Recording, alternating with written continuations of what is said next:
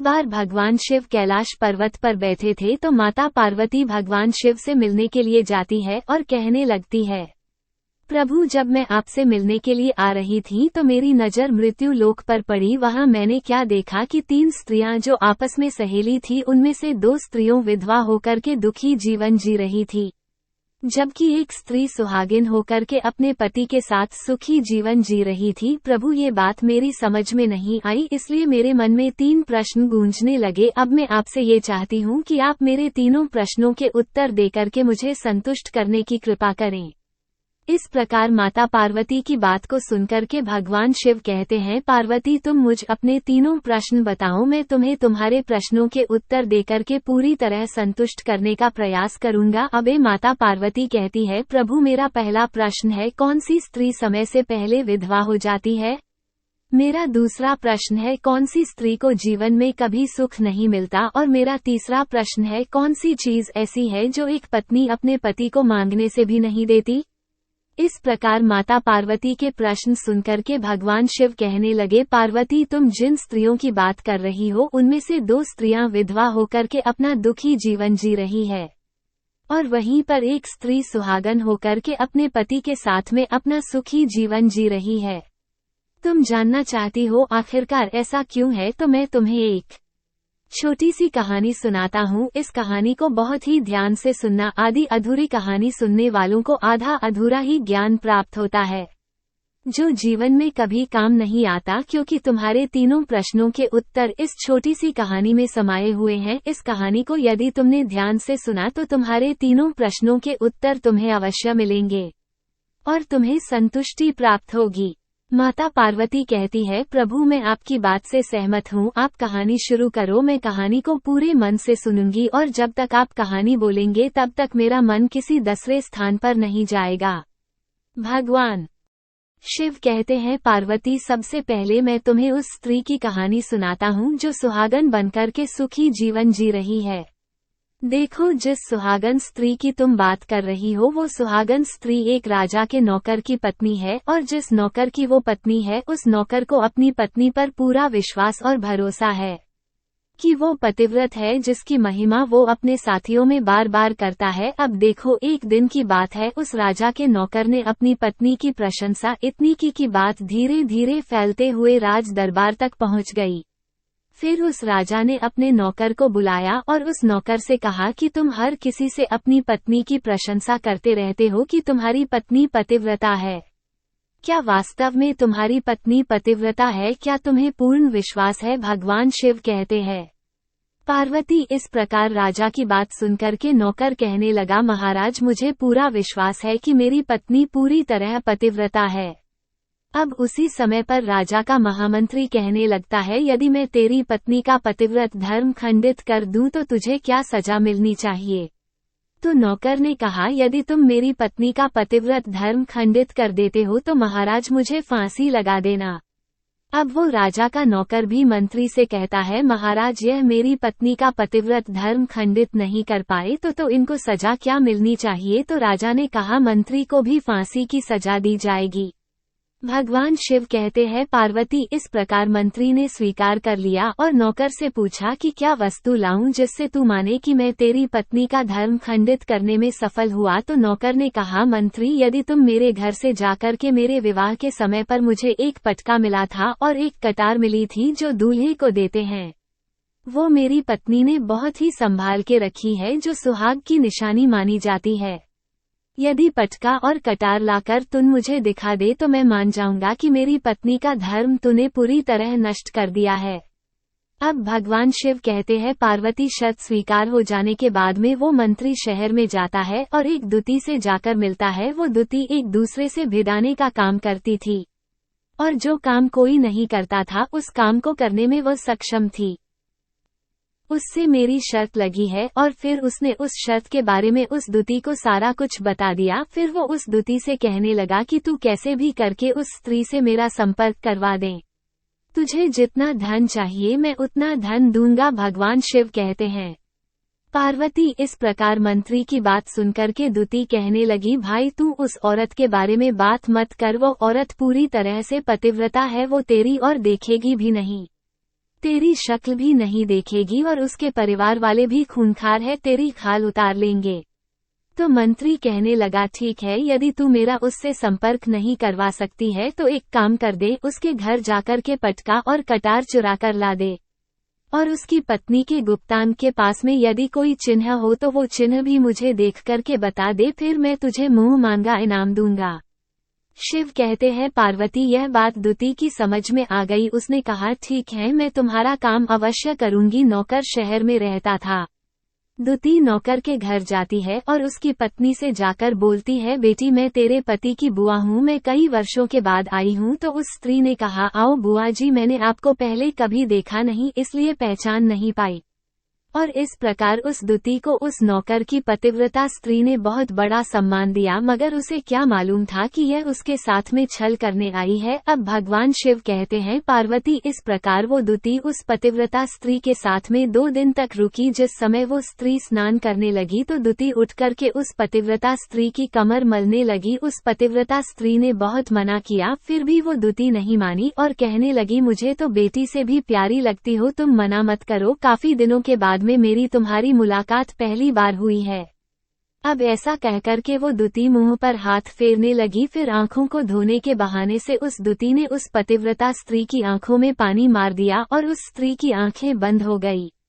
इस प्रकार गुप्तांग के पास जांघ पर उस स्त्री के एक तिल था जो उस दुती ने देख लिया, बस उसका काम बन गया।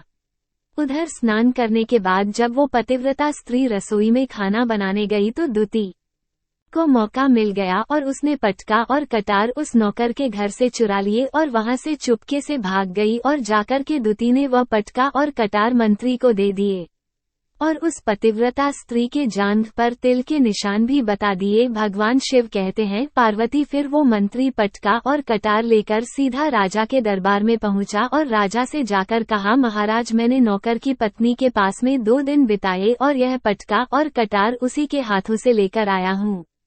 फिर तो राजा ने दरबार लगाया और नौकर को बुलाया तथा महामंत्री से सभा में पटका और कटार नौकर को दिखाने के लिए कहा। फिर राजा की आज्ञा पाकर मंत्री ने उस नौकर को पटका और कटार दिखाए और उसकी पत्नी की जांघ पर तिल भी बताया। तो नौकर मान गया कि वास्तव में आज मेरी पत्नी ने अपना पतिव्रत धर्म पूरी तरह से भंग करवा लिया। भगवान शिव कहते हैं, पार्वती फिर तो राजा ने फांसी का दिन 15 दिन के बाद रख दिया और कहा, नौकर को 15 दिन के बाद फांसी पर चढ़ाया जाएगा। और इस प्रकार नौकर से उसकी अंतिम इच्छा पूछी तो नौकर ने कहा, मैं अपनी पत्नी से अंतिम बार मिलना चाहता हूँ।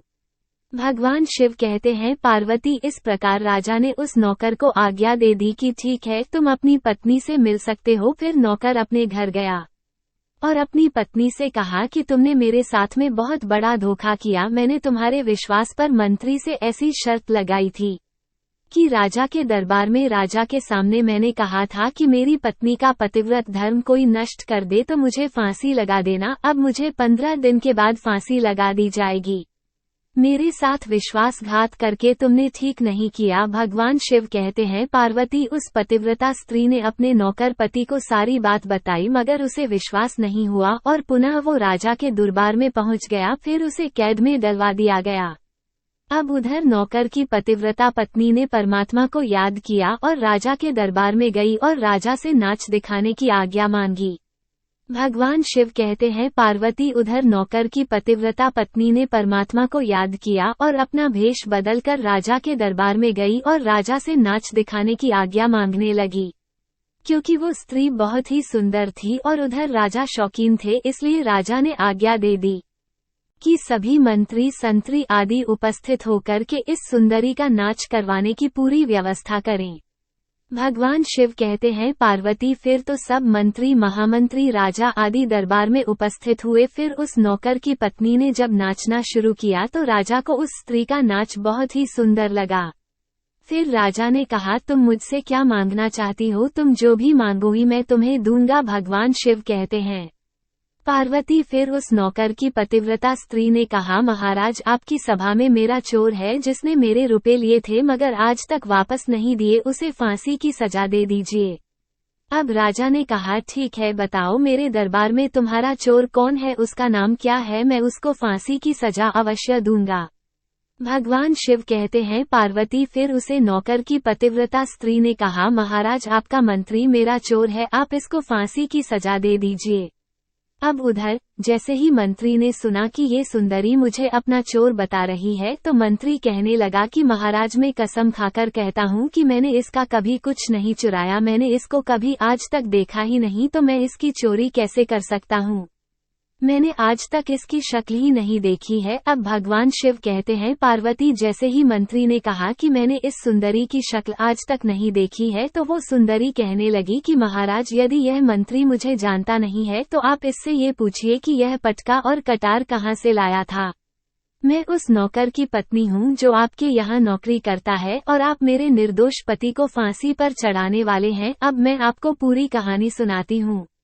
ये जो आपका मंत्री है इसने मेरे पास में अपनी एक दूती को भेजकर मेरी जांघ के तिल का पता लगाया और उसने ही यह पटका और कटार चुरा करके इसको ला करके दी। और आपके मंत्री के द्वारा भेजी गई दूती जब मेरे घर पर आई थी तो उसने मुझसे कहा था कि वह मेरे पति की बुआ है, वो पहली बार आई थी इसलिए मैं उसको पहचान न सकी। और महाराज इस प्रकार मैंने उस स्त्री को अपने यहाँ पर बहुत बड़ा सम्मान दिया और अपने यहाँ पर ठहरने की व्यवस्था की।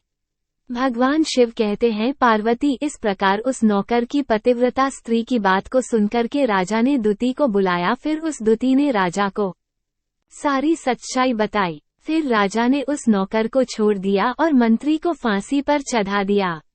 भगवान शिव कहते हैं पार्वती इस प्रकार उस नौकर की पतिव्रता स्त्री ने अंत में राजा से कहा, महाराज मैं अपने पति से बहुत प्यार करती हूँ, मैं एक चरित्रवान स्त्री हूँ, कभी भी अपने पति का नाम तक अपने मुंह से नहीं लेती हूँ।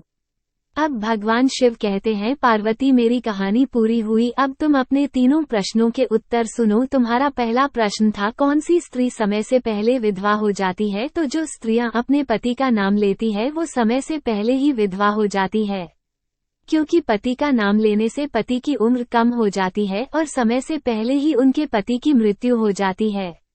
ऐसी स्त्रियां जो अपने पति का नाम लेती है वो समय से पहले ही विधवा होकर के एक दुखी जीवन जीती है। बस यही राज की बात है कि तुम जिन 3 सहेलियों की बातें कर रही थी उनमें से 2 विधवा थी और एक यह नौकर की पत्नी थी जो पतिव्रता स्त्री थी। यह पतिव्रता कभी भी अपने पति का नाम कभी भी अपने मुंह से नहीं लेती थी। उधर वो 2 स्त्रियों जो विधवा महस होकर की जीवन दुखी जी रही है वो हमेशा अपने पति का नाम लेकर ही बुलाती थी, जिसकी वजह से उनके पति की उम्र कम हुई और फिर वो दोनों स्त्रियां समय से पहले ही विधवा हो गई और आज वो दुखी जीवन जी रही है। इसलिए कभी भी स्त्री को अपने पति का नाम अपने मुंह से नहीं लेना चाहिए। अब तुम्हारा दूसरा प्रश्न था कौन सी स्त्री को जीवन में कभी भी सुख नहीं मिलता, तो समझ लो जो स्त्रियां अपने पति की बिना अनुमति के किसी तीर्थ स्थान या उत्सव पर जाती है उनके जीवन में कभी सुख नहीं आता। ऐसी स्त्रियां जीवन में देखी रहती है और उन्हें पति का कभी प्रेम नहीं मिलता। अब भगवान शिव कहते हैं पार्वती तुम्हारा तीसरा प्रश्न था कि ऐसी कौन सी चीज है जो एक पत्नी अपने पति को मांगने से भी नहीं देती, तो समझ लो वो चीज गाली है। एक चरित्रवान स्त्री अपने पति को गाली नहीं दे सकती। जो स्त्री गाली देती है वो स्त्री कभी भी चरित्रवान नहीं होती और ऐसी स्त्री जीवन भर रोती है। उसके जीवन में कभी भी सुख की घड़ी नहीं आती है और समय से पहले ही ऐसी स्त्री विधवा हो जाती है।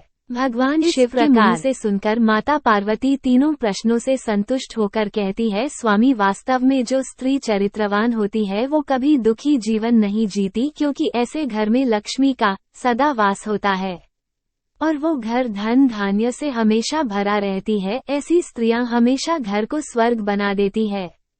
तो मित्रों उम्मीद करते हैं आपको हमारी आज की ये वीडियो पसंद आई होगी। यदि हाँ तो नीचे कमेंट करके जरूर बताएं और ऐसी ही और भी आध्यात्मिक और धार्मिक जानकारी के लिए हमारे YouTube चैनल ओवी क्रिएशन को लाइक करें, सब्सक्राइब करें। आज के लिए बस इतना ही, इजाजत दें। आपका बहुत बहुत